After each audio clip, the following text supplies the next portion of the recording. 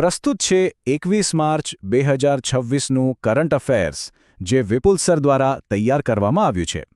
તો ચાલો શરૂ કરીએ આજના સવાલો અને જવાબોનો સિલસિલો.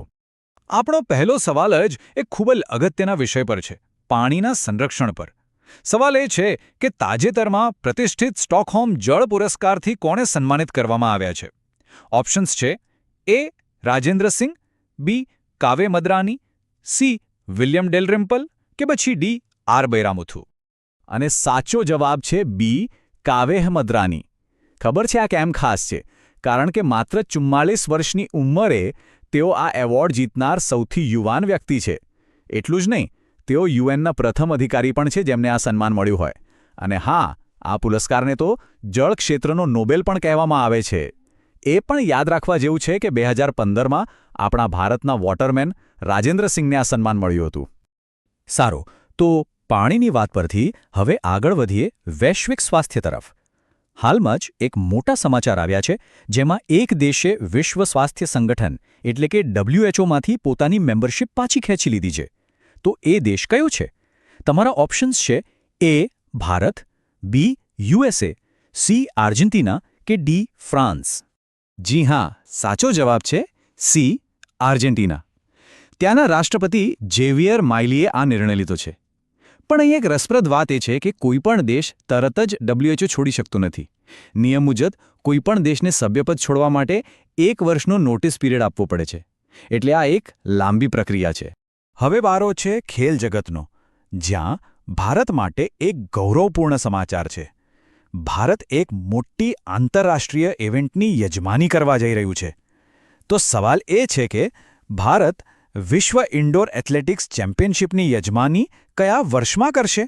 ઓપ્શન્સ છે: એ. 2026, બી. 2027, સી. 2028 કે ડી. 2030. 2028 એકદમ સાચો જવાબ છે. અને આ ભારતીય રમત જગત માટે ખરેખર એક મોટી ક્ષણ છે. આવું પહેલીવાર બનશે કે ભારત આ ચેમ્પિયનશિપને હોસ્ટ કરશે, અને તેનું આયોજન ભુવનેશ્વરના પ્રખ્યાત કલિંગા સ્ટેડિયમમાં થશે. આની સાથે જ ભારત એશિયાનું માત્ર ચોથો એવો દેશ બનશે જેણે આ પ્રતિષ્ઠિત ઇવેન્ટનું આયોજન કર્યું હોય. ખેલ જગતથી હવે જઈએ ટેકનોલોજી તરફ, જ્યાં વિજ્ઞાન અને પર્યાવરણનો સંગમ થાય છે. ભારતમાં દરિયાઈ ડેટા ભેગો કરવા માટે એકદમ નવી અને એડવાન્સ સિસ્ટમનું પરીક્ષણ થયું છે. તો આ ફ્લોટિંગ લીડાર બોય સિસ્ટમનું સફળ પરીક્ષણ ક્યાં કરવામાં આવ્યું? તમારા વિકલ્પો છે: એ. ગુજરાત, બી. મહારાષ્ટ્ર, સી. ઓડિશા અને ડી. તમિલનાડુ. અને સાચો જવાબ છે ડી. તમિલનાડુ. આ testing national institute of ocean technology એટલે કે NIOT દ્વારા કરવામાં આવ્યું. હવે સવાલ એ થાય કે આ લીડાર સિસ્ટમ શું છે?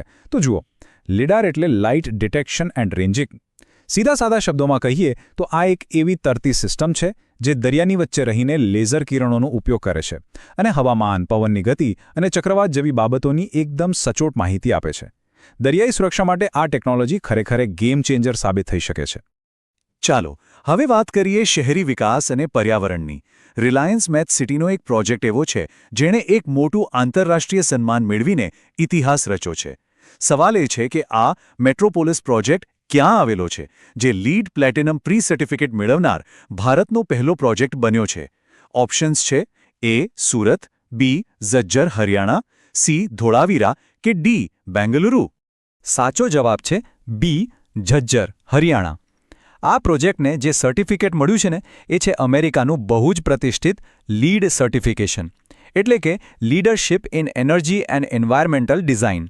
આ સન્માન એવા પ્રોજેક્ટ્સને આપવામાં આવે છે જે ગ્રીનહાઉસ ગેસ ઘટાડવા અને પાણીની બચત કરવા જેવા પર્યાવરણીય લક્ષ્યો પર કામ કરે છે.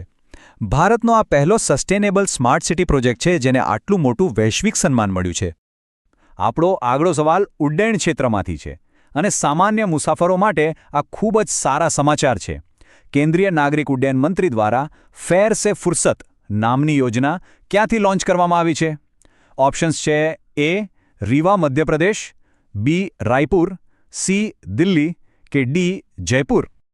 આ યોજના રીવા મધ્યપ્રદેશથી શરૂ કરવામાં આવી છે. આ યોજના પ્રખ્યાત ઉડાન UDAN યોજનાનો જ એક ભાગ છે. આનો મુખ્ય સિદ્ધાંત છે વન રૂટ વન ફેર. તો આનો સામાન્ય માણસને શું ફાયદો? ફાયદો એ કે હવે તહેવારોના દિવસોમાં એરલાઇન્સ જે મન ફાવે તેમ ભાડું વધારે દેતી હતી એ હવે આ રૂટ પર નહીં કરી શકે. ભાડું ફિક્સ રહેશે, જે એક મોટી રાહતની વાત છે. ચાલો હવે કેટલાક મહત્વપૂર્ણ દિવસો પર નજર કરીએ. એક એવું નાનકડું પક્ષી જે હવે આપણા શહેરોમાંથી લગભગ ગાયબ થઈ રહ્યું છે, તેના નામે એક ખાસ દિવસ મનાવાય છે. સવાલ એ છે કે વિશ્વ ચકલી દિવસ 2026 ક્યારે મનાવવામાં આવ્યો? એ 19 માર્ચ, બી 20 માર્ચ, સી 21 માર્ચ કે ડી 22 માર્ચ? સાચો જવાબ છે બી 20 માર્ચ. અને જો 20 માર્ચનો દિવસ કેટલો ખાસ છે. એક તરફ ચકલીઓની ચિંતા અને એ જ દિવસે વિશ્વ ખુશહાલી દિવસ એટલે કે વર્લ્ડ હેપીનેસ ડે પણ મનાવવામાં આવે છે. ખુશીનો આ કોન્સેપ્ટ ભૂટાન દેશે દુનિયાને આપ્યો હતો. જો કે 2026ના વર્લ્ડ હેપીનેસ ઇન્ડેક્સમાં ભારતનું સ્થાન 116મું રહ્યું છે, જે ખરેખર એક વિચારવા જેવી વાત છે. આગળનો સવાલ એક મોટા આંતરરાષ્ટ્રીય સન્માન વિશે છે. ફ્રાન્સના સર્વોચ્ચ સન્માનોમાંના એક લીજન ઓફ ઓનર કમાન્ડર રેન્કથી સન્માનિત થનાર પ્રથમ ભારતીય રાજદૂત કોણ બન્યા છે? વિકલ્પો છે: A N Chandrasekaran, B Javed Ashraf, C Rajendra સિંહ કે ડી શુભાંશુ શુક્લા? અને સાચો જવાબ છે બી જાવેદ અશરફ, જેઓ પૂર્વ ભારતીય રાજદૂત છે. અહીં એક વાત સમજવા જેવી છે. આ જે કમાન્ડર રેન્ક છે એ ફ્રાન્સનું ત્રીજું સર્વોચ્ચ સન્માન છે. આ જ સંદર્ભમાં એ પણ યાદ રાખીએ કે 2023માં આપણા પ્રધાનમંત્રી શ્રી નરેન્દ્ર મોદીને ફ્રાન્સનો સર્વોચ્ચ નાગરિક સન્માન ગ્રેન્ડ ક્રોસ એનાયત થયો હતો. હવે વાત કરીએ દેશના પૂર્વોત્તર રાજ્યોમાં થઈ રહેલા વિકાસની. પ્રધાનમંત્રીએ તાજેતરમાં લોઅર કોપિલી જળવિદ્યુત પરિયોજનાનું વર્ચ્યુઅલ ઉદ્ઘાટન કર્યું. તો આ પ્રોજેક્ટ કયા રાજ્યમાં આવેલો છે? એ મેઘાલય, બી અરુણાચલ પ્રદેશ, સી અસમ કે ડી ત્રિપુરા?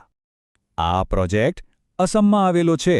તેની ક્ષમતા 120 મેગાવોટની છે અને તે કોપિલી નદી પર બનેલો છે. આનાથી ક્લીન એનર્જીને પ્રોત્સાહન મળશે. આમાં એક ખાસ ટેકનોલોજી છે, રન ઓફ ધ રિવર. આનો મતલબ શું? મતલબ કે મોટો ડેમ બનાવીને પાણી રોકવામાં નથી આવતું, પણ નદી જે રીતે વહે છે એના કુદરતી પ્રવાહનો જ ઉપયોગ કરીને વીજળી બનાવાય છે. પર્યાવરણ માટે આ વધુ સારું ગણાય. અને હવે આજના સવાલોના અંતમાં ચાલો આપણા દેશની સુંદર અને વિવિધતાસભર સંસ્કૃતિની ઝલક જોઈએ. પ્રખ્યાત વસંત ઉત્સવ ચાપચાર કૂટનું આયોજન કયા રાજ્યમાં થાય છે? ઓપ્શન્સ છે: એ મણિપુર, બી મિઝોરમ, સી નાગાલેન્ડ કે ડી સિક્કિમ? આ રંગીન ઉત્સવ મિઝોરમમાં ઉજવવામાં આવે છે. આ તહેવાર વસંત ઋતુ અને ઝૂમ ખેતી સાથે જોડાયેલો છે. તેનું મુખ્ય આકર્ષણ તો છે અદ્ભુત બામ્બુ ડાન્સ. અને હા, આને યાદ રાખવાની એક મસ્ત મજાની ટ્રીક પણ છે. સાંભળો: રમ પીકર બાંસ સે કૂટા. અહીં રમ એટલે મિઝોરમ, બાંસ એટલે બામ્બુ ડાન્સ અને કૂટા એટલે ચાપચારકૂટ. છે ને સરળ? તો મુખ્ય 10 સવાલ તો પૂરા થયા, પણ હજી પૂરું નથી થયું. હવે સમય છે એક ફટાફટ રાઉન્ડનો, લલ્લન ટોપ રાઉન્ડ અપ. અહીં 4 અલગ અલગ વિષયોમાંથી સીધા સવાલો છે જે પરીક્ષામાં આવી શકે છે. જુઓ કે આમાંથી કેટલાના જવાબ આવડે છે. તો ફટાફટ જવાબો ચેક કરી લઈએ. ધ ગોલ્ડન રોડ પુસ્તકના લેખક છે પ્રખ્યાત ઇતિહાસકાર વિલિયમ ડેલરિમ્પલ. ઐતિહાસિક કાલિંજર કિલ્લો ઉત્તર પ્રદેશમાં આવેલો છે. Central banking initiative of the year award આપણી રિઝર્વ બેંક ઓફ ઇન્ડિયા આરબીઆઈને મળ્યો છે. અને બહાદુરી માટેનો શાંતિકાલીન સર્વોચ્ચ પુરસ્કાર અશોક ચક્ર ગ્રુપ કેપ્ટન શુભાંશુ શુક્લાને એનાયત થયો. કેવું રહ્યું પરફોર્મન્સ? આપણે આજે ઘણી બધી માહિતી જોઈ. તો હવે એક ઝડપી રિવિઝન માટે આ રહ્યું ડેલી સમરી મેટ્રિક્સ. આ સ્લાઇડનો સ્ક્રીનશોટ લઈ લો અથવા નોંધી લો, જેથી દિવસના બધા જ મુખ્ય મુદ્દાઓ એક જ જગ્યાએ સરળતાથી યાદ રહી જાય. આજનું કરંટ અફેર્સ આપણને બતાવે છે કે દુનિયા કેટલી ઝડપથી બદલાઈ રહી છે. બસ આ જ રીતે દરરોજ નવું જાણતા રહો, મહેનત કરતા રહો અને પોતાના સપનાઓને પાંખો આપતા રહો.